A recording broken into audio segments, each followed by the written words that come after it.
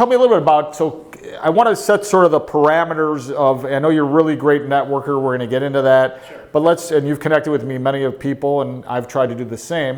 Yep. But let's explain a little bit about cost segregation, because a lot of people don't really know sure. about cost segregation, and then I think this will give value to the next couple questions that we'll have. Without going too far in the weeds, anytime someone buys an investment property that has to go on a depreciation schedule, simply put, federal rules say commercial assets like your law office will depreciate over 39 years. Anything residential over 27 and a half. So what most accountants do is you buy a building for $1 million, let's say you buy a building for 1.2. I always use this example.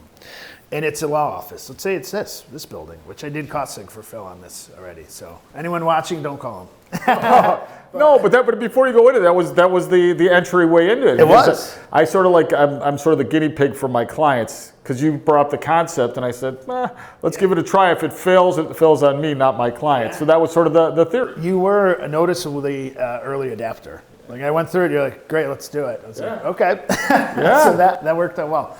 But anyway, you buy a building, Phil bought his law office, let's just make up the numbers. For $1.2 million, all your accountant would do is take 1.2, your purchase price. Let's say they got 200 grand for land, right? So land doesn't depreciate, so you got to subtract that. So he's got your $1 million purchase price with land subtracted, divided by 39. That's all these guys do. It's called straight line depreciation. So $1 million divided by 39 is 25,600 again. And I'm not Rain Man again. Yeah. I use it.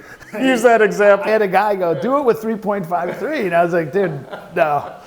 But anyway, 25.6. So that means you could reduce your taxable income by 25,600 from year 1 to year 39. Okay, that automatically happens whenever someone buys a property. Got it. So this is depreciation 101. And depreciation isn't the actual depreciation of the building. Your building's not going down in value. Right. This is an accounting practice. It is. All right. Yeah. Essentially, anytime it rains, your brick is getting weaker. Anytime it snows, your roof's getting weaker, right? But how much by? So they come out with these numbers because they know eventually you got to do some CapEx.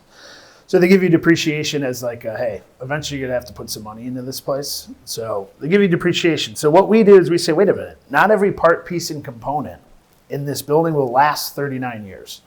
So all cost segregation is we're going to take your building apart on paper and separate every part, piece, and component that won't last 39 years, put it on its correct depreciable schedule.